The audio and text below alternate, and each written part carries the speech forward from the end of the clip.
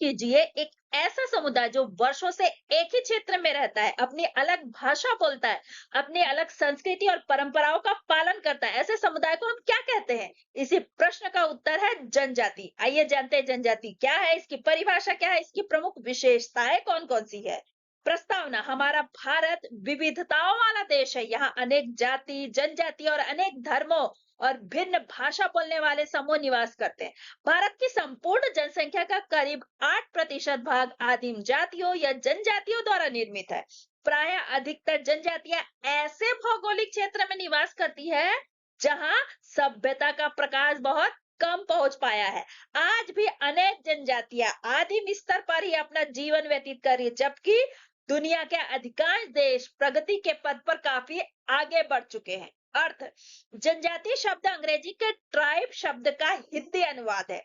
Tribe शब्द Latin भाषा के ट्राइब शब्द से बना है। भारत के विभिन्न क्षेत्रों में ऐसे मानव समूह निवास करते हैं जो आज भी सभ्यता या संस्कृति से अपरिचित है, जो सभ्य समाजों से दूर जंगल, पहाड़ों, पठारी क्षेत्रों में निवास करते हैं। इन्हीं समूहों को जनजाति, आदिम समाज, वन्य जाति, आदिवासी आदि नामों से जाना जाता है। के परिभाषा: गिलिन एवं गिलिन के अनुसार स्थानीय आदिम समूहों के किसी भी संग्रह को जो कि एक सामान्य क्षेत्र में रहता हो, एक सामान्य भाषा बोलता हो और एक सामान्य संस्कृति का अनुसरण करता हो, एक जनजाति कहते हैं। उदाहरण के लिए गोंड जनजाति। गोंड जनजाति के लोग मुख्यतः मध्य भारत के क्षेत्रों में रहते हैं। वे अपनी स्थानीय बोली बोलते हैं तथा उनके रीति रिवाज, त्योहार जैसे कर्मा, नृत्य और सांस्कृतिक परंपराएं समान होती है। इंपीरियल गजेटियर ऑफ इंडिया एक जनजातीय परिवारों का एक संकलन है जिसका एक नाम होता है, जो एक बोली बोलती है, एक सामान्य भूभाग पर अधिकार रखती है या अधिकार जताती है और जो प्रायः अंतःविवाह नहीं करती रही है। उदाहरण के लिए भील जनजाति। भील जनजाति का अपना नाम, अपनी बोली, पारंपरिक निवास क्षेत्र तथा लंबे समय तक अपने समुदाय के भीतर विवाह करने की परंपरा रही। आगे देखते हैं जनजाति की विशेषताएं। पहला है सामान्य भूभाग। एक जनजाति एक निश्चित भूभाग में ही निवास करती है। इसके परिणाम स्वरूप उसका उस भूभाग से लगाव एवं उसके सदस्यों में दृढ़ सामुदायिक भावना का विकास हो जाता है। उदाहरण के लिए बैगा जनजाति मुख्यतः मध्य प्रदेश और छत्तीसगढ़ के वन क्षेत्रों में निवास करती है। दूसरा है सामान्य भाषा। एक जनजाति के लोग अपने विचारों का आदान प्रदान करने के लिए एक सामान्य भाषा का प्रयोग करते हैं। भाषा के माध्यम से ही वह अपने संस्कृति का हस्तांतरण एक पीढ़ी से दूसरी पीढ़ी को करती है। विस्तृत आकार। एक जनजाति में कई परिवारों का संकलन होता है। इसमें कई वर्ण, समूह एवं गोत्र होते हैं। यही कारण है कि इसकी सदस्य संख्या अन्य क्षेत्रीय समुदायों से अधिक होती है। उदाहरण के लिए गोंड जनजाति भारत की सबसे बड़ी जनजातियों में से एक है, जिसमें अनेक गोत्र और परिवार शामिल है। अंतः विवाह। एक जनजाति के सदस्य अपनी ही जनजाति में विवाह करते हैं। उदाहरण के लिए गोंड जनजाति के सदस्य सामान्यतः गोंड जनजाति के भीतर ही विवाह करते हैं। अगला है एक नाम। प्रत्येक जनजाति का कोई नाम अवश्य होता है जिसके द्वारा वह पहचानी जाती है। उसके सदस्य अपना परिचय जनजाति के नाम के आधार पर ही देते हैं। उदाहरण के लिए भील, मुंडा, उराव, टोडा आदि नामों से जनजातियों की पहचान होती है। अगला है सामान्य संस्कृति। एक जनजाति के सभी सदस्यों की सामान्य संस्कृति होती है। उनके रीति रिवाजों, प्रथाओं, लोकाचारों, नियमों, कला, धर्म, जादू, संगीत, नृत्य, खान पान, भाषा, रहन सहन आदि में समानता पाई जाती है। उदाहरण के लिए टोडा जनजाति की अपनी विशिष्ट वेशभूषा, रीति रिवाज, नृत्य और धार्मिक परंपराएं हैं। अगला है आर्थिक आत्मनिर्भरता। एक जनजाति अपनी सभी आर्थिक आवश्यकताओं को स्वयं ही पूरा करने में सक्षम होती है। शिकार, फल फूल एकत्रित करने, पशुचारण, कृषि एवं गृह उद्योग आदि के द्वारा अपने आवश्यकता की वस्तुएं जनजाति के सदस्य स्वयं ही जुटा लेते हैं। उदाहरण के लिए बैगा जनजाति के लोग जंगल से महुआ, तेंदुपत्ता और शहद एकत्र कर तथा खेती करके अपनी आजीविका चलाते हैं। अगला है राजनीतिक संगठन। एक जनजाति का अपना निजी राजनीतिक संगठन होता है। इसमें अधिकांशतः एक वंशानुगत मुखिया होता है जो परंपराओं का पालन कराने, नियंत्रण बनाए रखने एवं नियमों का उल्लंघन करने वाले के लिए दंड की व्यवस्था करता है। कहीं कहीं मुखिया की सहायता के लिए वयोवृद्ध लोगों की एक परिषद भी बनाई जाती है। उदाहरण के लिए कई जनजातियों में ग्राम प्रमुख, मुखिया और बुजुर्गों की परिषद मिलकर विवादों का समाधान करती है।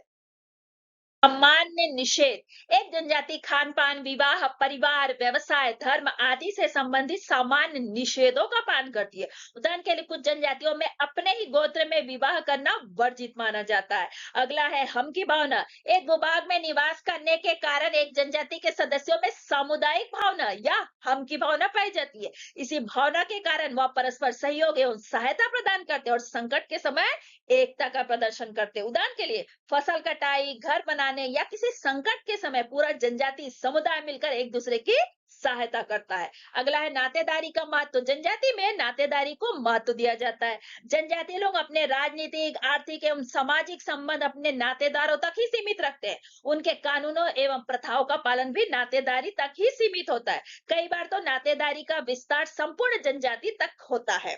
उदाहरण के लिए विवाह, त्योहार और पारिवारिक निर्णयों में रिश्तेदारों की प्रमुख भूमिका होती है। अगला है धर्म। प्रत्येक जनजाति का अपना एक विशिष्ट धर्म भी होता है।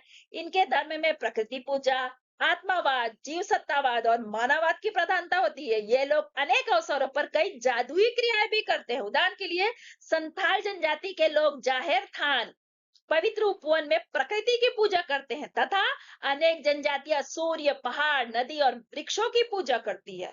अगला है सामान्य पूर्वज।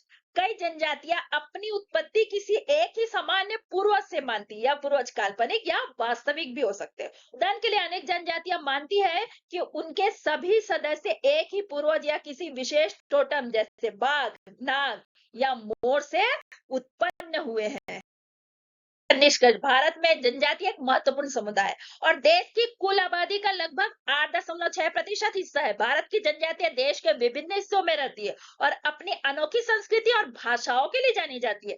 जनजातियां देश की संस्कृति को आकार देने में योगदान देती है। जनजातियां सदियों से शोषण और भेदभाव का सामना कर रही है। जनजातियों के सामने कई तरह की समस्याएं जैसे बेरोजगारी, सांस्कृतिक विकृति, पुनर्वास में अंतराल और संसाधनों का दोहन।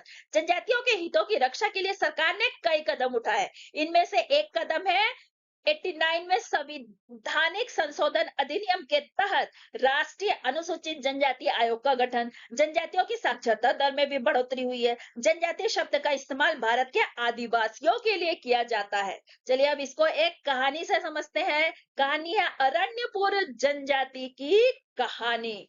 बहुत समय पहले घने जंगल और ऊंचे पहाड़ों के बीच अरण्यपुर नाम का एक गांव था। वहां अरण्य जनजाति रहती थी। इसी जनजाति के सभी लोग एक ही क्षेत्र में रहते थे, इसलिए उन्हें अपने जंगल और पहाड़ों से बहुत प्यार था। सामान्य भूभाग। वे सभी आपस में एक ही भाषा बोलते थे, जिससे वे अपने गीत, कहानियां और परंपरा अगली पीढ़ी तक पहुंचाते थे। सामान्य भाषा। गांव में कई परिवार, गोत्र और वंश रहते थे, इसलिए जनजाति का आकार बड़ा था। विस्तृत आकार। जब बच्चों की शादी का समय आता तो वे अपनी ही जनजाति में विवाह करते थे, अंतः विवाह। इन जनजाति का नाम अरण्य जनजाति था और हर व्यक्ति गर्व से अपना परिचय इसी के नाम से देता था, एक नाम। सभी लोग एक जैसे त्योहार मनाते, नृत्य करते, गीत गाते, भोजन करते और रीति रिवाजों का पालन करते थे। सामान्य संस्कृति। वे जंगल से फल फूल लाते, शिकार करते, खेती करते और अपने घर की जरूरत का सामान खुद बनाते थे। आर्थिक आत्मनिर्भरता। गांव का एक मुखिया था, उसके साथ बुजुर्गों की परिषद भी थी जो झगड़े सुलझाती और नियमों का पालन करवाती थी। राजनीतिक संगठन। जनजाति में कुछ नियम थे, कुछ जानवरों का शिकार नहीं करना, कुछ भोजन न खाना और अपने रीति रिवाजों का पालन करना। सामान्य निषेध। जब किसी परिवार पर संकट आता तो पूरा गांव उसकी मदद के लिए खड़ा हो जाता। सब कहते थे हम सब एक है, हम की भावना। हर व्यक्ति अपने रिश्तेदारों का सम्मान करता था और सामाजिक, आर्थिक और राजनीतिक कामों में नातेदारी को महत्व देता था। नातेदारी का महत्व। वे पेड़ों, पहाड़ों, नदियों और प्रकृति की पूजा करते थे। उनका विश्वास आत्मा और जादुई शक्तियों में भी था। धर्म। सबका मानना था कि उनके पूर्वज महान वीर अरण्य देव थे, जिनसे वो पूरी जनजाति की उत्पत्ति हुई। सामान्य पूर्वज। अगर आपको ये वीडियो पसंद आया हो तो वीडियो को लाइक, शेयर और सब्सक्राइब करना ना भूले। धन्यवाद।